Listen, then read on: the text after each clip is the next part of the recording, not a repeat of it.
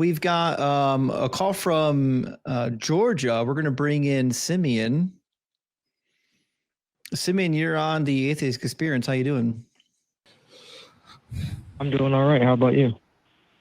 Doing good. Thank you for asking. It says here that Christianity provides a better explanation for the world that we live in than atheism. Can you expound on that? Yeah, if you don't mind, I kind of wanted to change that statement. Not that I don't believe it, but I just kind of wanted to talk about something different, if you don't mind me doing that. Sure. Okay. Yeah, I mean, I wanted to change it to, if you can. Before you change it, let me just tell you that statement was. Can I just identify one flaw in that statement? You say atheism doesn't provide. You say Christianity gives a better explanation for the world we live in than atheism. Atheism doesn't actually provide any explanation for the world. Atheism is just a lack of belief in God. Once you don't believe in God, maybe you go find other tools better than religion to provide explanations for the world. But atheism on itself does not provide any explanation. Okay. All right, go ahead. That's correct. Yes, sir. As I was saying, I mean, I just think that, and my question would be, can you point out, or just like, what are your objections to the Bible? I know a lot of people say, you know, the Old Testament God is hateful. He doesn't seem like a loving God. And my claim would be he actually is, if you take the Bible in context. Well, I mean, as it turns out, I've read every last word of the Bible, and I don't find that to be the case. You probably like the New Testament idea of God, but you don't like the Old Testament idea of God. But I think my biggest complaint with the Bible is that it just says things that are demonstrably untrue, and it says it over and over again. And we've got this guy in the Bible named Jesus, and according to the Bible, Jesus fulfilled, you know, dozens and dozens of messianic prophecies. But when I actually read the Bible, I can't find a single messianic prophecy that he actually fulfilled. And when I go to the Gospels and it tells me that he fulfilled certain prophecies, it's actually pretty clear that he didn't fulfill them. Like, the Gospel authors are actually just lying to you. Like, if you go to Matthew chapter 21, there's a prophecy that's fulfilled when Jesus rides two donkeys into Jerusalem. Now, I don't know how you ride two donkeys. I don't know if he was planking across the top of them or straddling two at once, but he's riding two donkeys in Matthew chapter 21.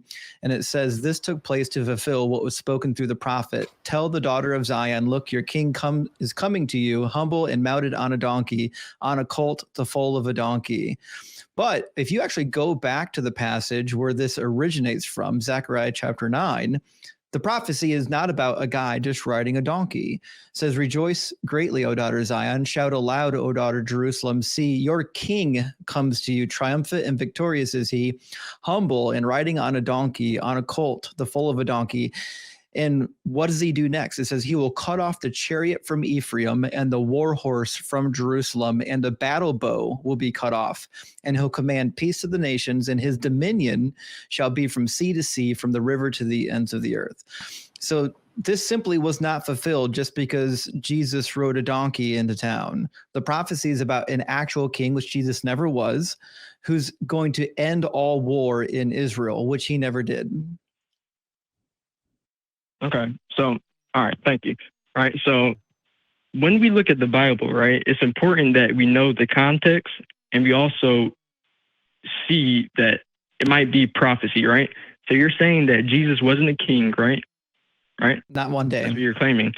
Even though that's the point, right?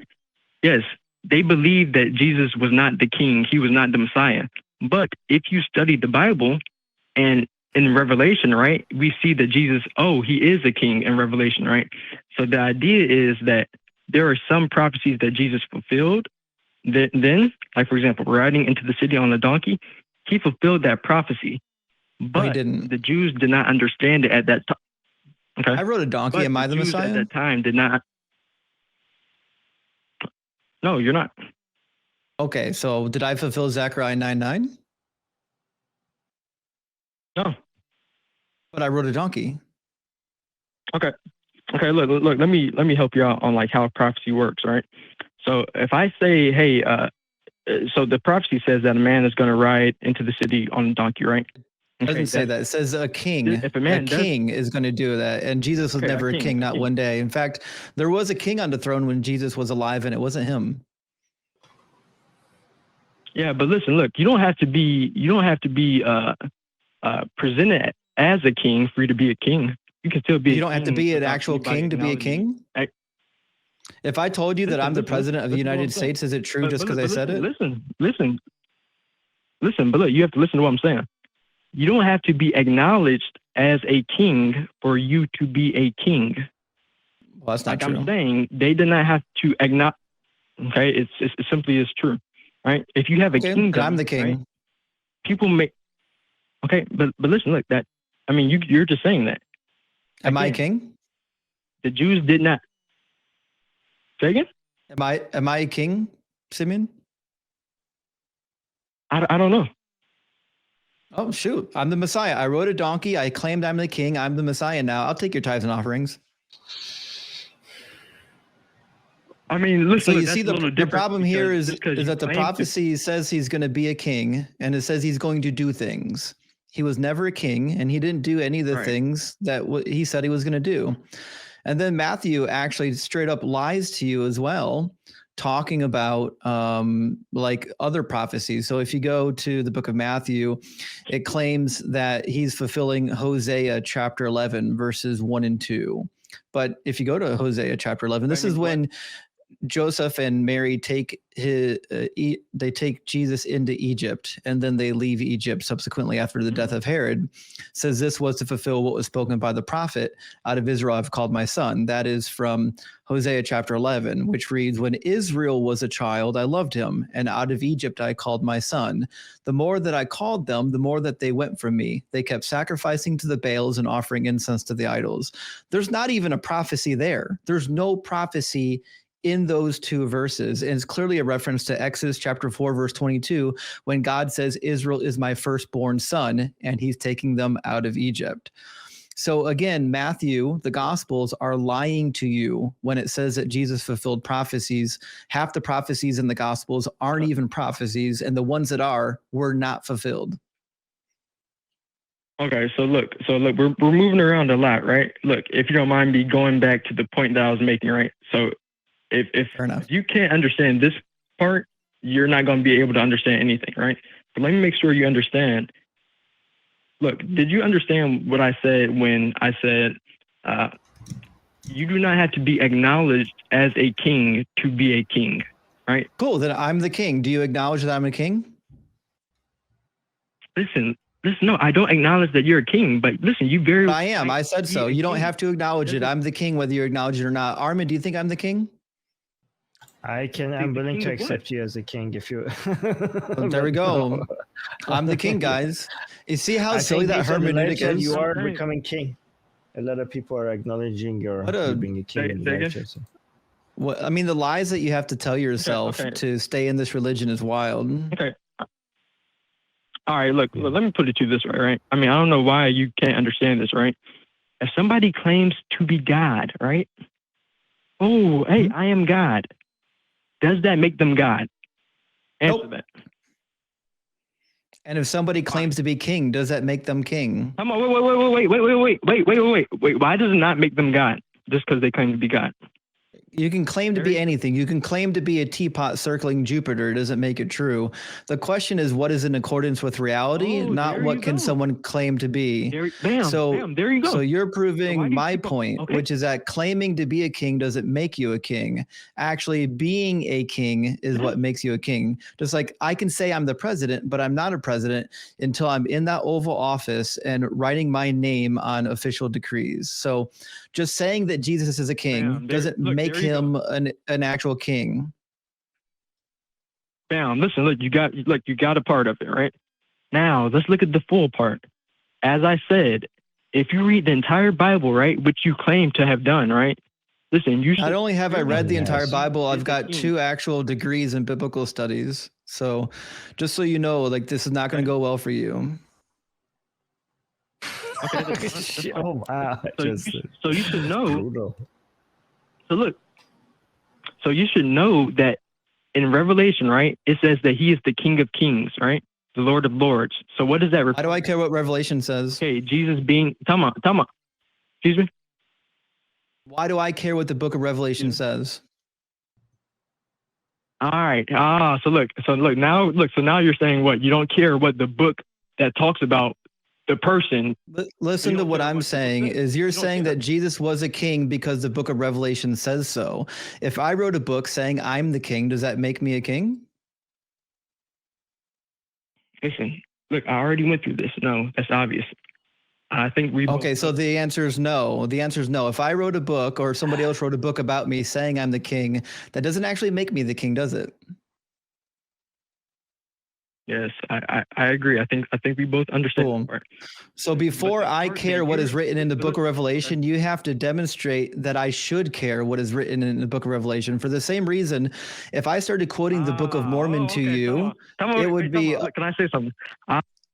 If I was quoting the Book of Mormon to you, it would be up to me to convince you why you should care why I'm quoting the Book of Mormon. That's how these claims work. So when you're saying Jesus fulfilled prophecies from the Old Testament, you have to first give me the actual reason why I should believe when the New Testament says he was something, that he actually was something, when the New Testament actually says the opposite. When we read the historical narratives, he actually wasn't the thing that they're saying he was.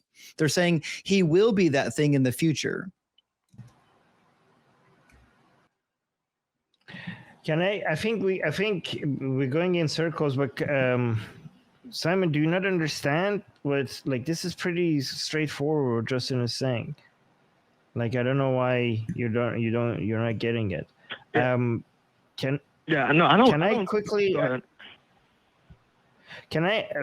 Justin, is it okay? Because he was talking about the kindness of God. Is it okay if I ask him about that? Because even if, assuming that the Bible is true, Simon, hold on one second. Assuming that the Bible is true, okay, I don't understand how you saw the God of the Bible as a loving, kind God. Can you explain that to me? Because I don't think it requires a lot of biblical knowledge to see that the God of both the Old Testament and especially the New Testament is actually a cruel and unloving God. It's interesting how a lot of people think the God of the New Testament is actually nicer than the God of the Old Testament. I consider the God of the New Testament to be so much worse. I don't know if Justin agrees with that or not. But how do you see the God of the Bible to be a kind and loving God, assuming if it's true? Okay. All right. Perfect. All right. This is easy, right? So, right.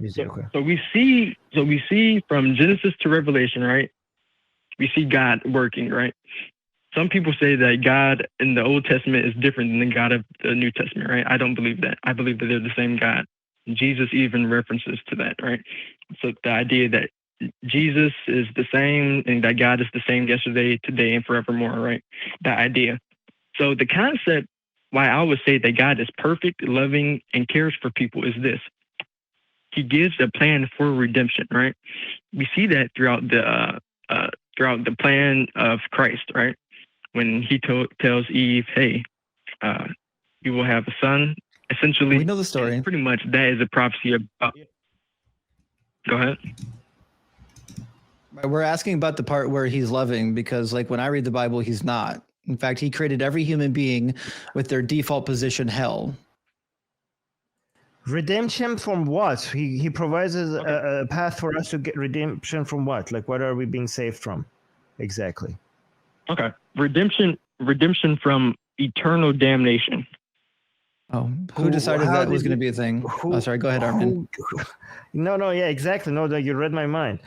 Eternal damnation, why from that he created for us, right? So he's basically saying that, hey, I'm going to save you from myself. So like, God is basically in the Bible is saying that believe in me. And we were like, why? So that I could save you. And then we're like, from what? It's like, from myself, from the things I'm going to do to you if you don't believe. So he basically is a solution to the problem, to that unbelievably cruel problem that he created. Okay. Hey, look, I have a question for you, right? since you have your Are you going to respond to what he said, or just going to like dodge, duck, dip, dive, and dodge? No, I will. No, I will. So listen, it's very simple. I want to ask you a question. Look, but listen, I have to ask you this question for me to answer your question. For real, right? What is sin? I have a question. That's the question. What is sin? Is a made up disease? Is a made up disease created by religion to come up with selling us a made up cure? No. Okay, no. All right, listen. Yes. Sin according? Listen. What is sin according to the Bible?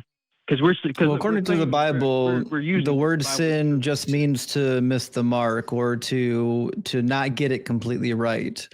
So are you suggesting that the fact that human beings sometimes make mistakes means that we should all be thrown into the hellfire? Okay, look, let me help you out, right? A more theological sound definition for sin would be anything opposed to God, right? Anything. That's not in the Bible. Give me that Bible verse, you liar. Revelation 21:8, liars go to the lake of fire. Don't be lying on the Bible on this live. I will call you out on it. Listen. Okay, I mean, you're welcome to try to call me out on the Bible. I didn't say that it was a verse. I said that's what the definition is, right? According to the Bible. If you study the Bible. It's not in the Bible. That the verse that. That's not in the Bible. I just said there's not a. Again, there's not a verse. Do you know what a lexicon is? I'm saying I don't. Okay, a lexicon is basically a definition. We have lexicons for both Greek and Hebrew. We can look up the words in the Bible used for sin and actually find out what the intention of the word is. So that's why almost all biblical scholars agree that sin is exactly what I recited to you. It's missing the mark. It's not getting something completely right. That's what it means. What you're suggesting is something that's not actually in the Bible, which is why if you're going to keep saying it, I'm going to demand that you actually show me where it's at in the Bible or show me what lexicon I can find this definition in. Simon, why did we make it simple? Okay, according to the Bible, Simon, if you do not believe in Jesus, okay, let's say you're a good person, you take care of your family, you take care of poor people or anybody who needs help.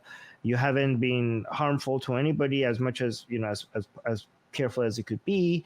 You're just decently a good person, and you try to be as kind as possible to the people that you know. Yes, you don't have to explain. And you don't believe in Jesus. Hold on, I'm not finished. And you do not believe in Jesus. Okay? According to the Bible, do you go to hell? Yes. Yes. Okay. And this is your God that you believe in. This is the loving God that you believe in. A person that has just been a genuinely decent, good person that doesn't believe in Jesus as his Lord and Savior is going to get burned, tortured for thousands of years, has worms eating its eyes. Absolutely. And if this is your definition of love, me and you are not speaking the same language, Simon. Yeah, it sounds like he needs a new dictionary. Okay. I mean, but then again, his God does endorse slavery, rape, genocide, kidnapping of people. Yeah, I would expect that. Yeah, if you believe in this God, you would think that eternal suffering for merely being imperfect would be a good thing. Right. So listen, I mean, this is crazy. I like having this conversation. Yeah, we're being crazy. So, yeah. You're calling a God that is so petty and so pathetically weak and self-centered and evil that tortures people for eternity. Just because he's not being worshipped. You're calling that a loving God, and we're the one who's being crazy here. Okay, Simon. Sure. I don't know what to tell you. Okay. Listen, look, it's very simple. If you sin, right, you must be eternally separated from God. Why? Because of the weight of sin. See, look, who decided what the weight is? Understand exactly like God. Listen. Okay, so then it has nothing to do with your sin. It has to do with God's wait, decision. So we're back at square one. So the way this works is that God decided, he in his own head said, when these imperfect people are going to be the thing that I created them to be, because you can't be anything but imperfect. Only God can be perfect. He said, because these imperfect people are imperfect, they have the sin nature, I'm going to send all of them to hell for eternity. That is the weight of the sin that God decided. There's not like some intrinsic factor having to do with sin. God created sin. He created the concept of sin. He created the consequences for sin. You can't keep pushing the buck to somebody else other than God. It all comes back to God. Okay. Listen, I want to read something to you real quick. All right. I want you to go to Ezekiel 28. I love Ezekiel. Ezekiel is one of my favorite passages. In fact, Ezekiel 37 proves that Jesus was not the Messiah, because it tells you what the Messiah is actually going to do. He didn't do it. I'll read it to you. It says, they shall never again defile them.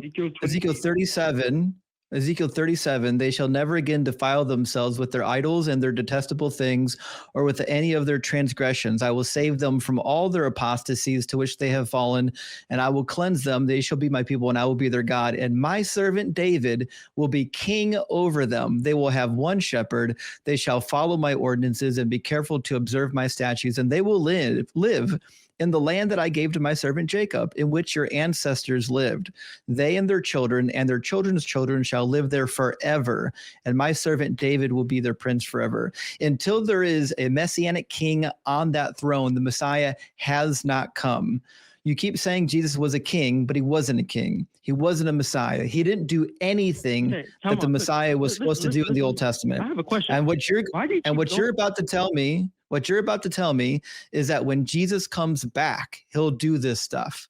But if he didn't do anything the first time he came, I have no reason to believe he's going to do anything when that sky carcass comes back from the clouds. All right, listen, I have a question. Why do you keep going back to different? Listen, we can only talk about one thing at a time. We can't be talking about sin and Simon, you're the one who keeps. You know how many times you shifted the topic? I go to Ezekiel 28 verse 15, and you're talking about what we were talking about 8 minutes ago. I was still talking about my point about why. Okay. All right, so if you can, go to Ezekiel verse 28, or chapter 28, verse 15. You're not going to like this. You actually know what Ezekiel 28 is about? Okay. Have you bothered to read the whole chapter? I'm not. I want to read. I know you haven't actually read it. I know. Chapter 28 of the book of Ezekiel is a proclamation against the king of Tyre. Do you think that the king of Tyre is here to hear these words right now? All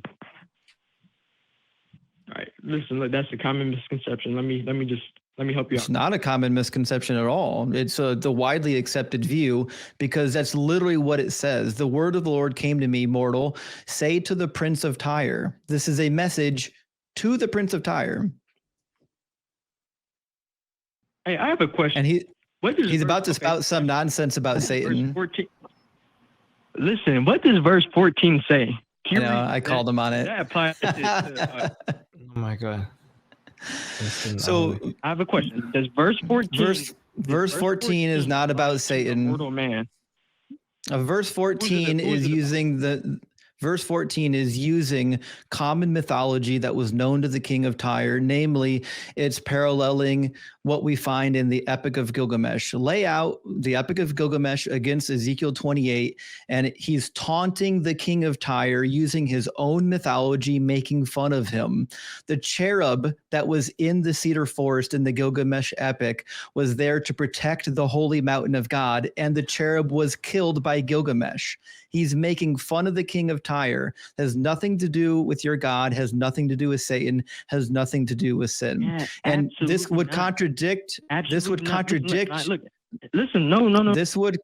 This would contradict your view of Satan if this was about Satan, because Jesus himself says that Satan was a liar and a murderer from the beginning and that there is no truth in him. So Jesus knows that Ezekiel 28 is not about Satan because Satan was a liar and a murderer from the beginning. You cannot apply Ezekiel 28 to the figure of Satan. And it's also irrelevant because it has nothing to do with why God is sending human beings to suffer eternally in hell.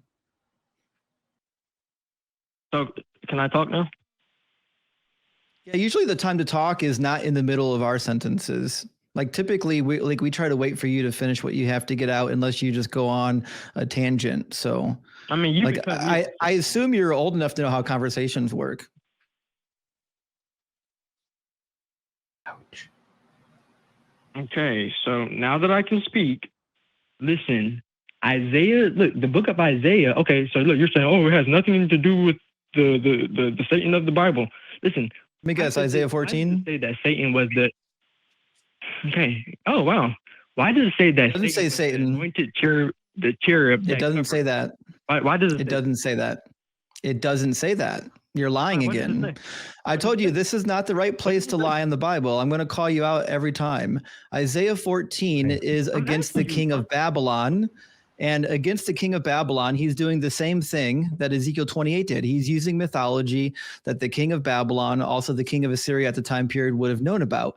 Namely, he's tapping into the mythology of King Athtar, who tried to ascend to the mountain of God, which is Mount Zaphon, and ascend to the throne of Baal. But he was a laughingstock because he was too small to even reach the footstool of Baal, and they cast him down. And you'll never guess who he's associated with. He's associated with the planet Venus, the bright morning star, which is why in the actual text, it opens up with Hillel ben Shakar, the shining one, son of the morning. This is a title for Athtar. That has nothing to do with Satan in the Bible.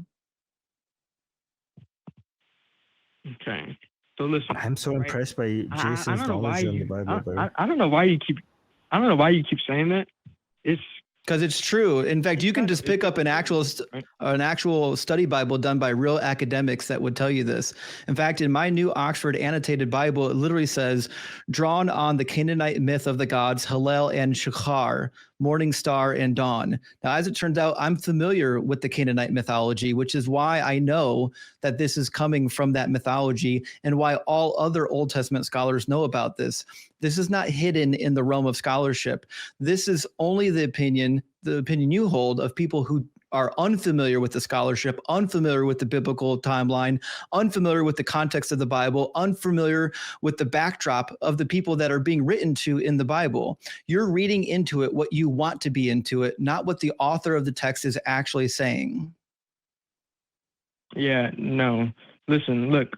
Any people, right? When it's talking about, I love it when somebody with absolutely no credentials wants to come up here and tell me that the guy with the PhD who wrote this study note is actually wrong, but you with actually no credentials, no education, you nailed it. You got it right. I'll let him know. I'll send him an email. Let him know that you figured it out. Yeah, that's fine. Listen, just because you have a PhD in something doesn't mean that you're just the. He's referring to someone else. I don't have a PhD. I've got a master's degree. Okay, right. Simon, maybe you should listen to what Justin is actually saying. You keep saying listen, listen, listen. Maybe you should take your own advice. Okay. So let me ask you a question, because you're going to get cooked on Isaiah 14 and Ezekiel 28 every time. All you're going to do is spin your wheels. You'll never convince anyone on here that somehow you know what this verse is talking about when you clearly don't know what it's talking about. But you brought up this idea that God was good, and I pretty much know that he's not good unless you think that, I don't know, that like it's okay to own slaves. It's okay to stone women that don't bleed on their wedding night. It's okay, like if you rape someone, all you got to do is pay a bride price and they can become your wife forever. Like if your husband dies, you don't have your own autonomy. You have to marry your husband's brother. Do you think that all of these things are good? All right. So, yeah, that's interesting. All right. So when we say good, what does that mean? What do you mean good? I use the definition in the dictionary of good. If you have an alternative definition of good, then I'd love to hear you write a new dictionary entry. Actually, Justin, I think I'm going to agree with Simon here, okay?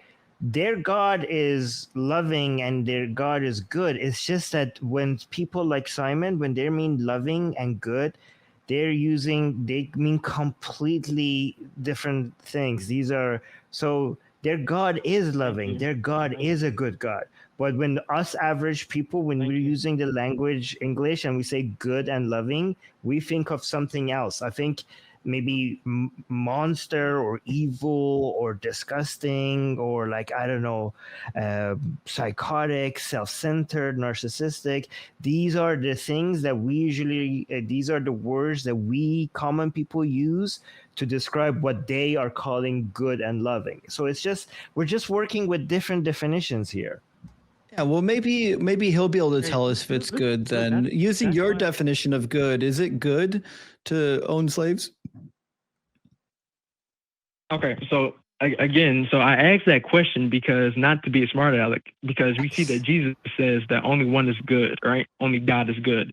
So obviously, right? Yeah. Definition is different. Listen, using your definition of good is what I'm asking for. It's a yes or no question. Using your definition of good, is it good or bad that God allowed owning of slaves? Was it good or bad that God allowed the owning of slaves? Yeah. I'm asking, is that what you said? Yeah. Yes. Hello? Okay. Yes. Yeah. Yeah. I'd have a failing connection right about now too. Sorry, I said it's good. So it is good. Okay, so yeah, it is good. I said it's good. Yeah. Okay, so owning slaves is good. So what? So you didn't have a problem with the African American slave trade then, did you? Okay. Listen, it's very simple.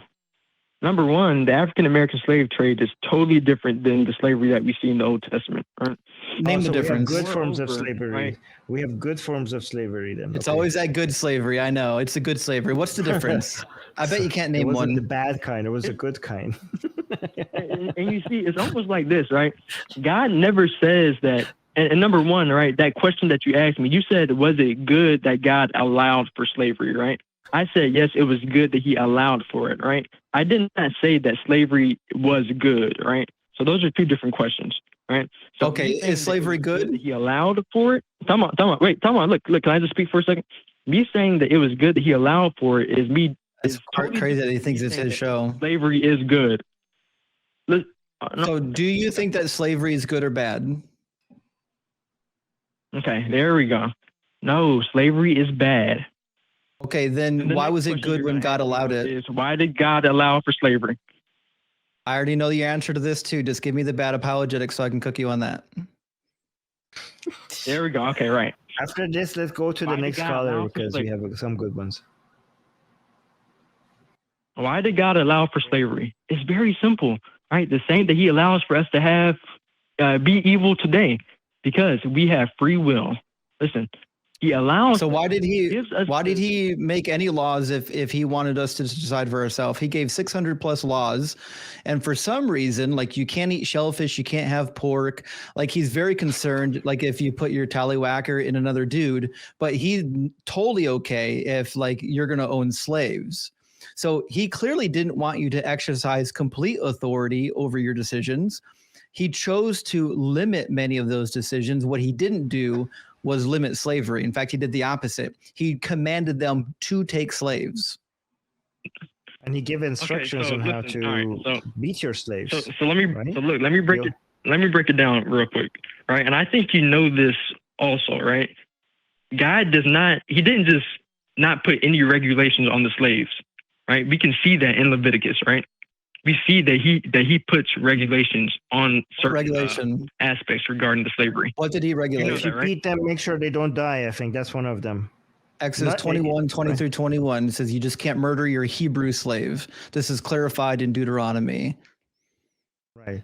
So the God, when he was giving instructions, he didn't bother saying don't beat your slaves. He was saying that if your slaves are Hebrew, make sure they don't die when you're beating them. He could have so easily just said, like, just don't beat them. But he was like, no, that's too much of an ask.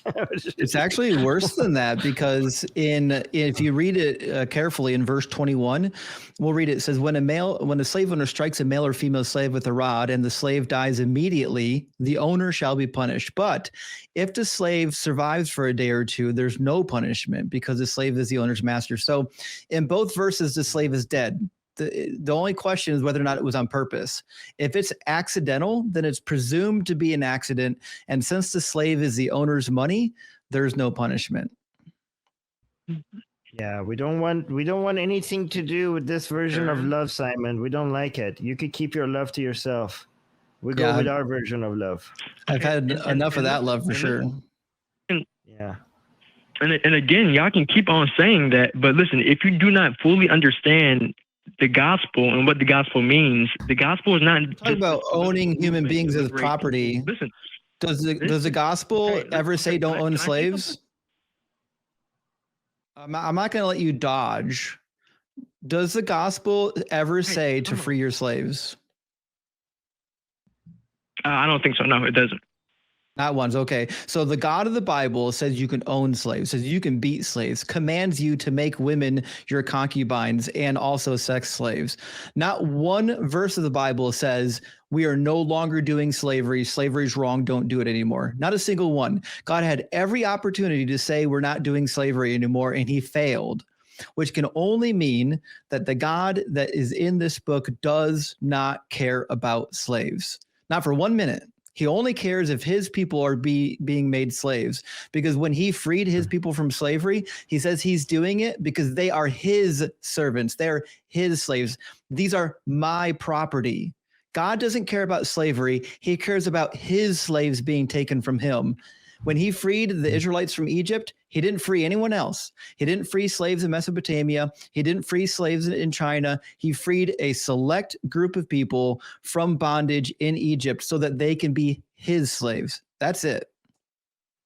Oh, so this was a property dispute between God and the Egyptian, between the Pharaoh. Like, this is my shit that you stole. Right. He says it outright in Leviticus 25. In fact, he says that for they are my servants or slaves who I brought out of the land of Egypt. So they're his slaves. This is a narcissist God. He's not concerned about anyone's freedom. But listen, Simeon, like he wasn't even concerned about the Jews. It was only concerned about him being served properly. Like, what the fuck? Where the fuck are my servants? They're busy building pyramids. They should be building my temple. So this wasn't even for the sake of the Jewish people. They're like, why are you doing some other person's work? To be fair, though, I mean, have you smelled barbecue? It's delicious. So, oh yeah, that makes sense. It's good stuff. Like, God wants his meat. I don't know if like making a nation of slaves is worth the baby back ribs, but they fall off the bone. They're great. But Simeon, thank you so much for joining. Listen, we've been on the line for 35 minutes. We've got more callers waiting to get in. Our backlog's starting to back up on us. So we appreciate you coming through and sharing your excellence in biblical scholarship, and call back anytime.